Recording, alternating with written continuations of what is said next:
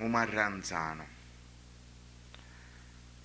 Sti giorno scrivo sta poesia a stento, per assicutare sta marizza che sento, parole incatenate da lume e chianto, al lato marranzano senza canto.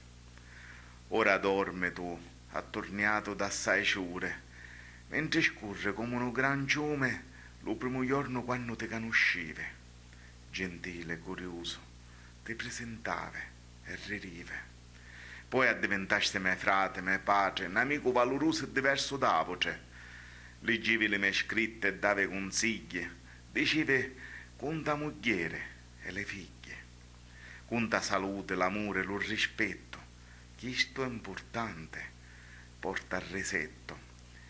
E ririamo pubblicando le tue favole, preanno nei libri a capo de tavole.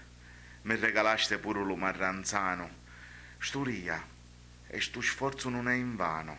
Parlavi d'acquerelle di pittura, mentre combattevi pure con le dottura.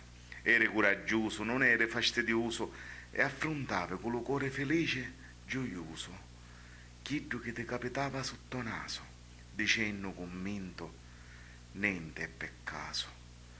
E ora che trasiste pure tunta da luce, ti vivo come marranzano in faccia a croce, mentre ci suona una canzonetta duce duce, al lato alle cavole poeta che ti conosce.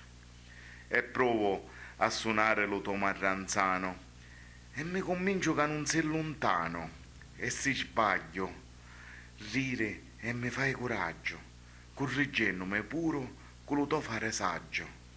E con lo marranzano e lo suo canto, ti ringrazio e assai me ne vanto, per l'amore dato, stannomi accanto. Ciao prof.